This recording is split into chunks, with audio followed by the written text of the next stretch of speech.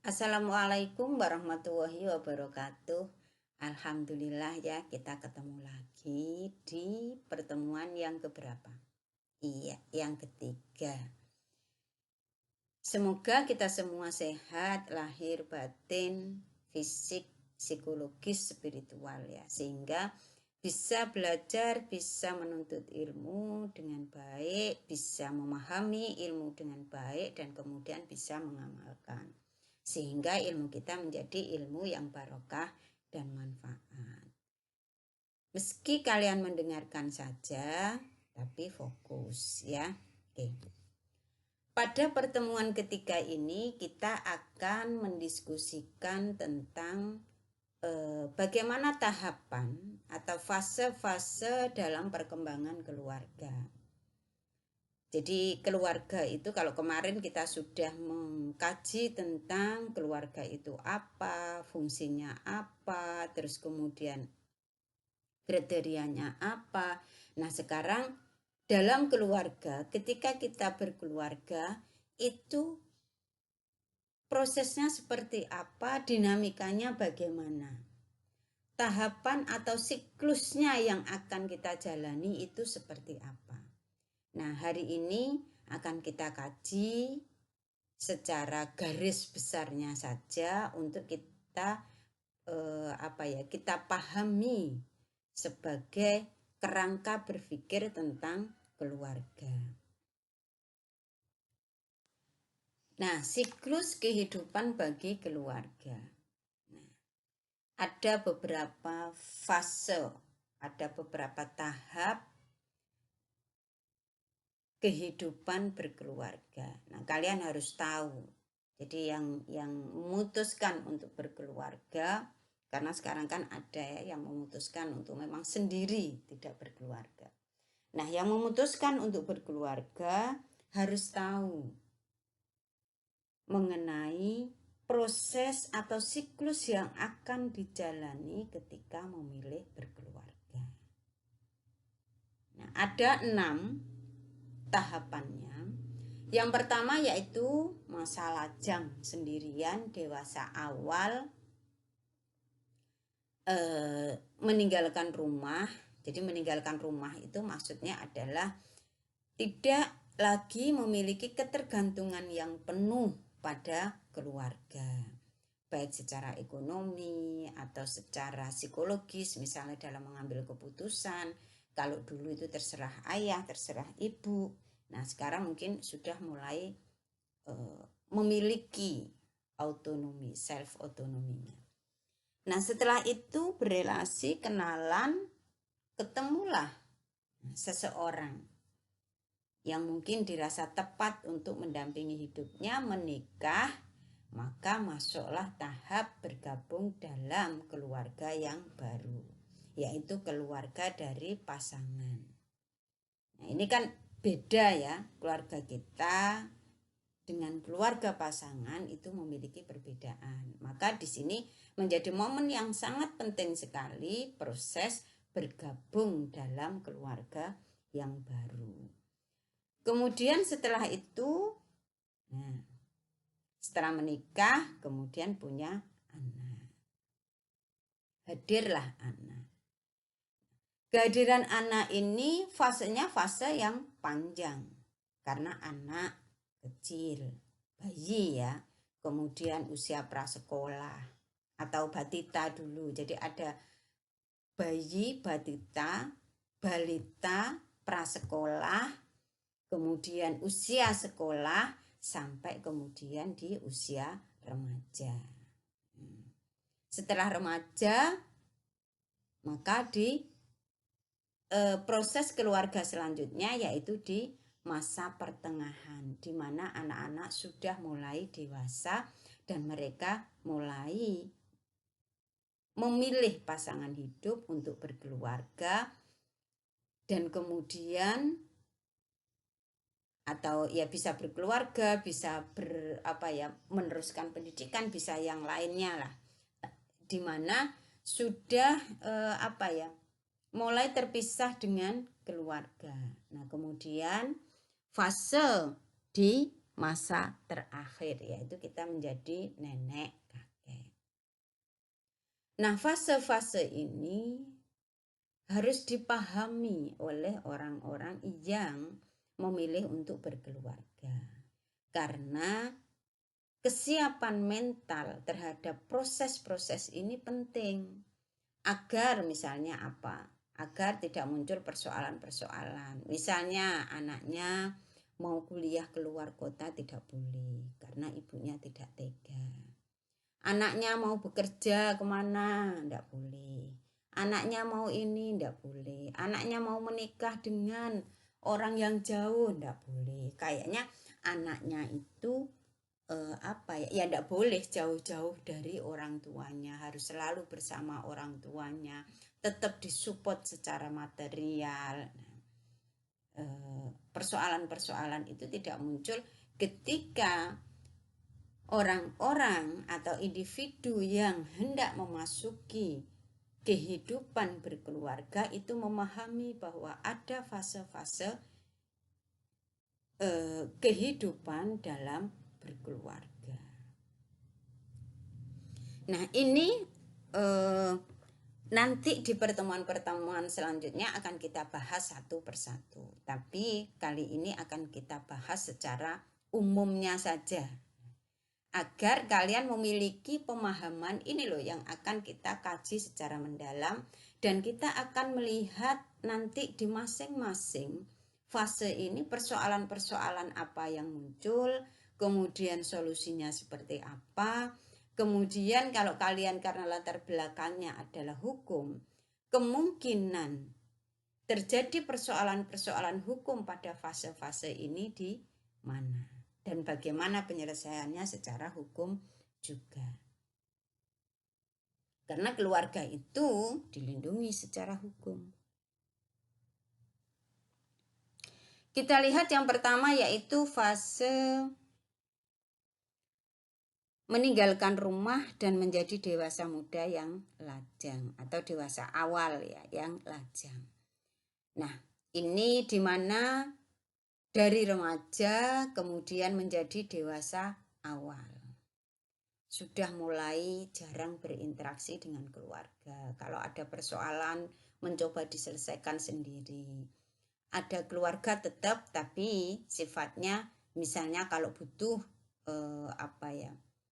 butuh dukungan, butuh pendapat atau pertimbangan-pertimbangan dari keluarga. Nah, meninggalkan rumah di sini maksudnya tidak minggat gitu, tidak. Ini makna lain adalah terkait dengan ketergantungan, di mana usia ini ketergantungan anak terhadap keluarga tidak lagi 100%. Baik itu secara emosional ataupun yang lain. Nah, mulai di dewasa awal ini mengembangkan identitas, menjadi lebih mandiri dan menjadi lebih bisa mengembangkan potensi yang dimiliki.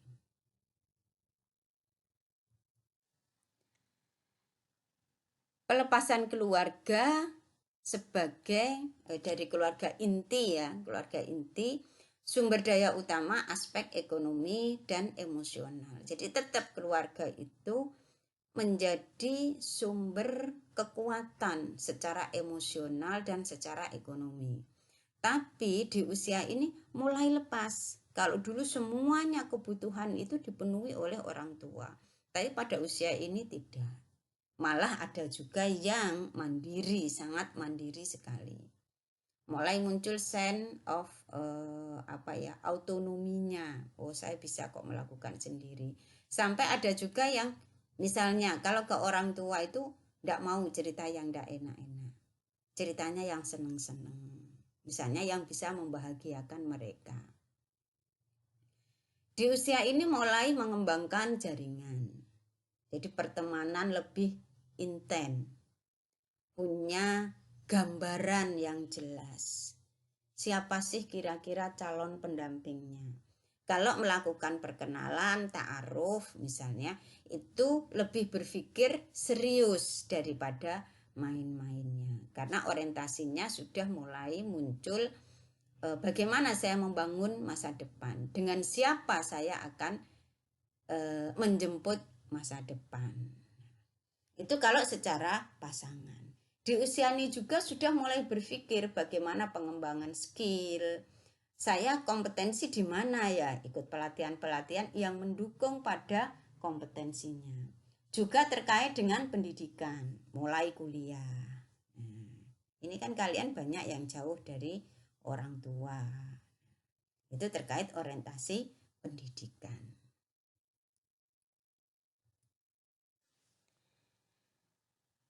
Nah, setelah mengembangkan relasi, terus kemudian prospeknya lebih ke bagaimana saya di masa depan. Nah, akhirnya memutuskanlah karena menemukan seseorang yang dirasa tepat untuk diajak bersama-sama membangun atau mewujudkan impian di masa depan, kemudian menikah.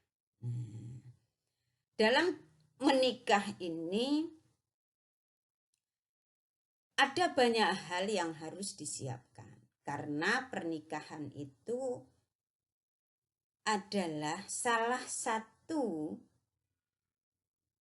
ruang atau wadah untuk menyatukan dua sistem keluarga yang berbeda. Keluarga pasangan, jadi keluarga satu dengan keluarga yang lain. Misalnya si A dengan si B. Si A menyesuaikan keluarga B, si B menyesuaikan keluarga A. Nah, memutuskan untuk menikah, saran saya ya, keluarga itu harus dipertimbangkan. Tidak boleh misalnya, ya tidak tepat lah. Bukan, tidak boleh. Tidak tepat kalau misalnya yang penting saya suka. Nah, orang tua tidak setuju, tidak masalah. Tidak bisa. Karena pernikahan itu merupakan penyatuan dua sistem keluarga. Dan nanti dampaknya besar sekali kalau kita tidak mendapatkan persetujuan dari keluarga, tidak mendapatkan dukungan. Nah, karena ada dua sistem keluarga yang berbeda dan kita perlu beradaptasi terkait perbedaan-perbedaan itu. Ya, terkait mungkin misalnya ada perbedaan budaya, perbedaan jarak, perbedaan usia, perbedaan status, dan yang lainnya. Ada banyak hal yang akan menimbulkan perbedaan dan rentan terhadap konflik jika antar satu dengan yang lain tidak saling memahami serta memiliki kemauan untuk beradaptasi.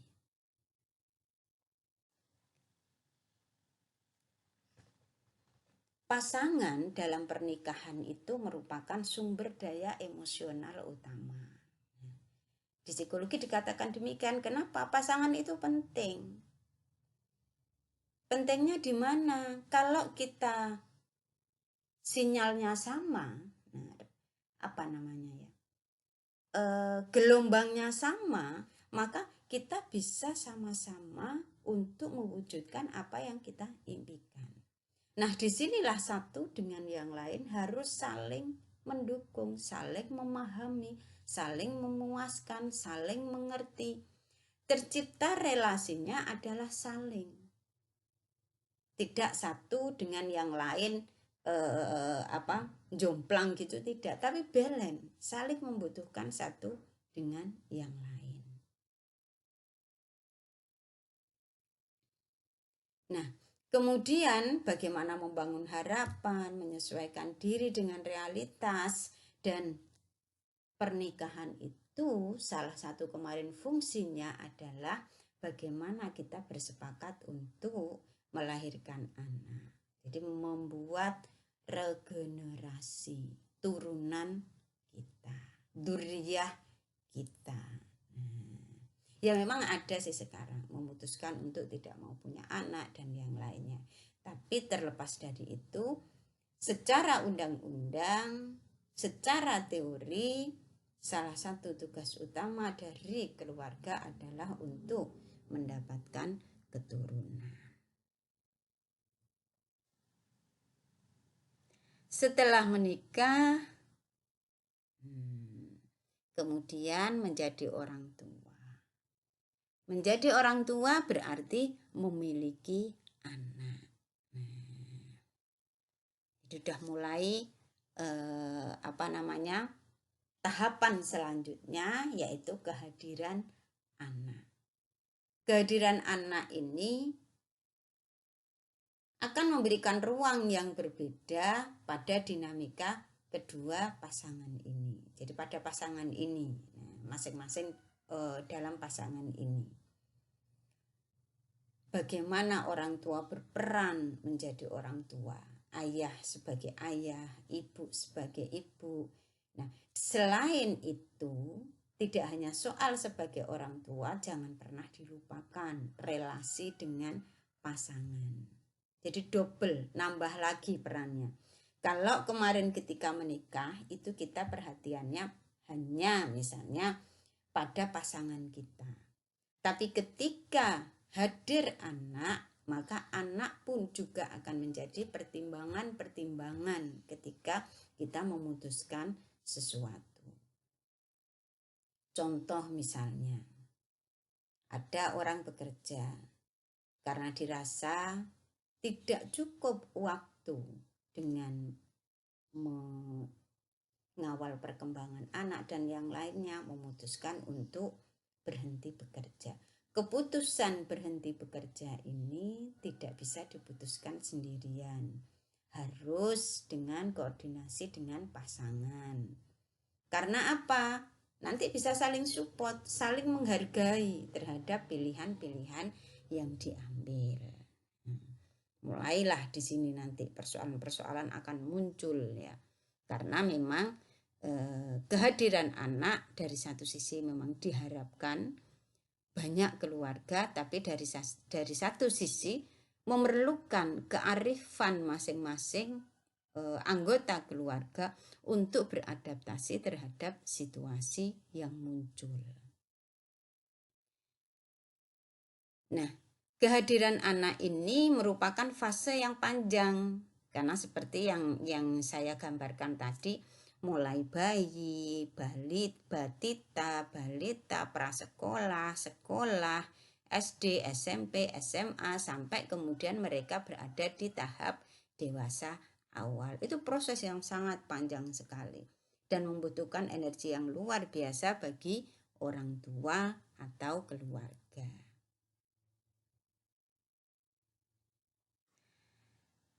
Kehadiran anak pertama memiliki menyesuaikan diri dan mendorong perkembangan bayi. Nah, yang terjadi apa ketika anak pertama lahir? Senang ya, senang sekali. Pasti rata-rata keluarga senang luar biasa ketika memiliki anak pertama. Karena setelah menikah mengharapkan punya anak dan kemudian diberi kepercayaan oleh Allah untuk memelihara atau diberi kepercayaan untuk mengasuh anak. Nah, ini pasangan harus siap bahwa akan ada anak.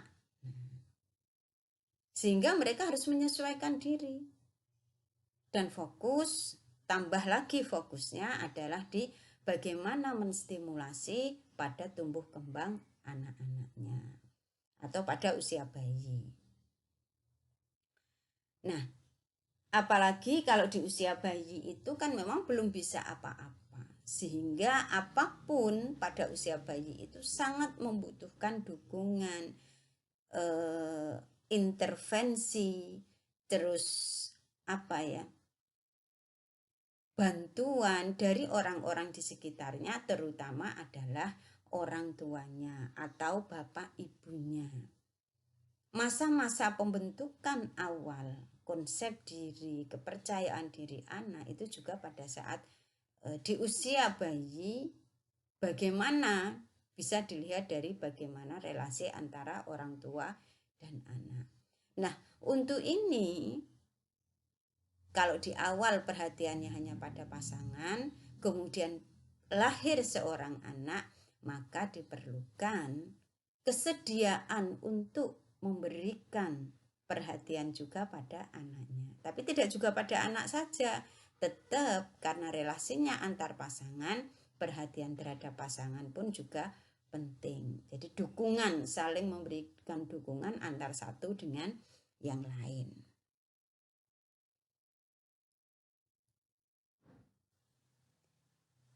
Nah, setelah anak-anak, bayi, kemudian batita, bayi di bawah 3 tahun, sampailah mereka pada usia prasekolah. Nah, kalau yang lihat itu, loh kok moro-moro gede, padahal sing rambut juga luar biasa. Nah, ini sudah beda lagi kebutuhannya. Mereka mulai bergerak, motoriknya mulai maksimal. Terus kemudian sudah bisa misalnya, ya minta ini, Bu minta ini. Ketika enak-enak bekerja, kemudian di anaknya butuh sesuatu. Nah, jadi persoalan atau hal-hal yang perlu diadaptasi oleh orang tua meningkat lagi. Kalau di usia bayi ya sudah paling kebutuhan bayi minum, makan, terus kemudian nyaman untuk secara psikologis relasi perhatian orang tua terhadap bayi misalnya. Tapi kalau di usia-usia prasekolah ini anak-anak sudah bisa mengungkapkan apa yang diinginkan. Dia bisa protes, dia bisa menunjukkan, dia bisa mengeluarkan ide-idenya, perasaannya dan yang lainnya. Nah, ini butuh lagi kearifan, kemauan orang tua untuk menyesuaikan terhadap perkembangan atau tumbuh kembang anak-anaknya. Menjadi role model buat anak-anaknya, jadi contoh terkait dengan penguatan emosi dan yang lainnya. Oke, untuk slide yang pertama saya kira ini ya. Nah, kita coba ke slide selanjutnya dan setelah itu kita bisa diskusikan. Oke, terima kasih. Assalamualaikum warahmatullahi